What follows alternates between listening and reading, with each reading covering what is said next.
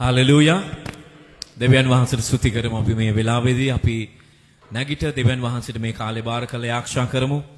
ස්වාමින් වහන්සේ අපිත් එක්ක ඉන්නවා. ආමේන්. ස්වාමින් වහන්සේගේ ආත්මය අපිත් එක්ක තියෙනවා.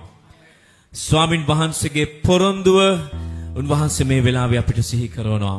මාගේ නාමයෙන් දෙදෙනෙක් හෝ තිදෙනෙක් යම් කිසි ස්ථානයක එක්සිත වෙනවද මං ඒ ස්ථානයේ වැඩ ඉන්නවා. ආමේන්.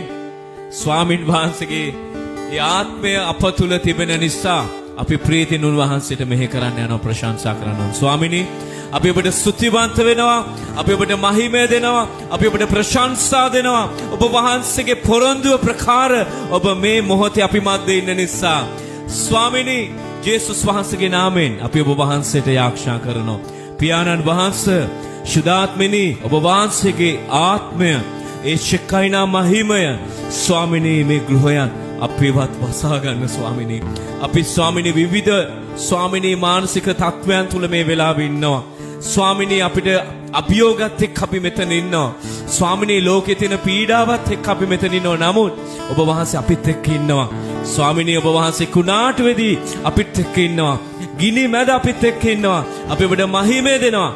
වක්තිසාද දෙවියන් වහන්සේගේ ප්‍රේමයෙන් අපිව වෙන් කරන්න මේ කිසි දෙයකට බැරි නිසා. හාලෙලූයා. ස්වාමිනී දැන්